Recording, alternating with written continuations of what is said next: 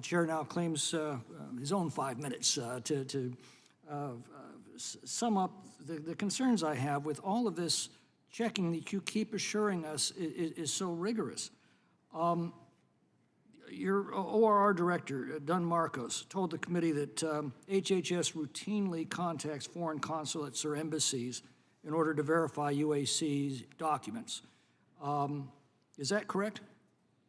We work with the consulate offices, Mr. Chairman, to try to... You verify the information of these children with the consulate. When you're doing that, do you ever ask for the child's criminal history? Again, we're talking about adolescents here, and sometimes adults pretending to be adolescents.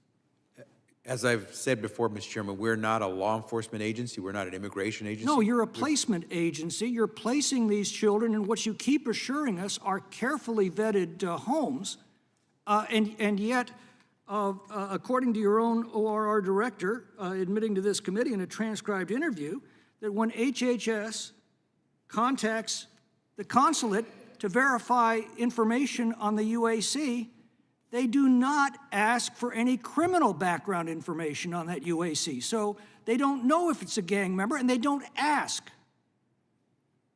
Why would she tell us this? Congressman, we go through a vetting process to ensure that we can know who the child is, and then yes, for the placement. Of course, that's what she testified. But then she also testified that you specifically do not inquire into the criminal background of these individuals who are 17 years old and sometimes older and pretending to be 17, with gang tattoos, with gang affiliations, and you don't, while you've got them on the phone and you are verifying information on that UAC, you don't bother to ask, oh, by the way, is this an MS-13 gang member? Does this individual have a criminal history?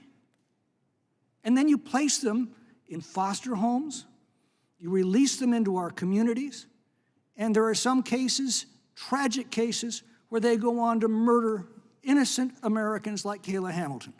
Mr. Tiffany asked you, is there anything you do differently looking back on these past 4 years? Is there anything you do differently in the Kayla Hamilton case? Mr. Chairman, we work closely with the Department of Homeland Security, which does the vetting for these children when they first enter into the country. You're placing them. You're the ones that are placing them in people's homes, and you're the one who's telling me, don't worry about it. They're all carefully vetted.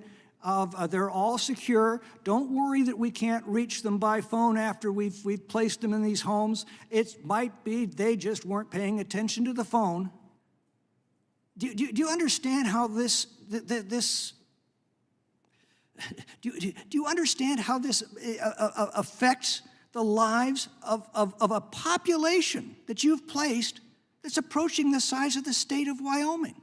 Some of them innocent, defenseless children, others gang members who are 17 years old or even older pretending to be 17. And you're in charge of all of this. And you can't tell us if there's anything you'd even do differently after 4 years of this nightmare that has unfolded, not only for our country, but for these children and their families. What do you have to say for yourself, Mr. Secretary? This is the end of this administration. It's the end of your tenure. What do you have to say for yourself? Because the words that keep haunting me are those that Cromwell spoke to the Long Parliament. You have sat here too long for any good you have been doing. It is not fit that you should sit here any longer. You shall now give way to better men. Now depart and go, I say, in the name of God, go. Mr. Chairman, if you will allow me then to respond. We work closely with various agencies. In the case of the vetting of the child, it is the Department of Homeland Security that does the initial vetting because they're the ones that have custody of that child once the child is in the U.S. The Department of Homeland Security is the agency that then goes through that process of trying to determine who this child is, including those issues that you've mentioned with regard to any past criminal conduct. When we receive the children, Department of Homeland Security shares with us the information they have compiled on that child.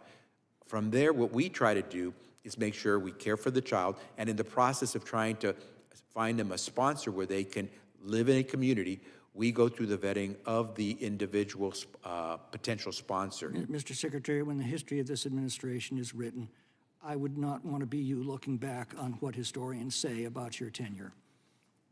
I'm sorry, but that's the fact.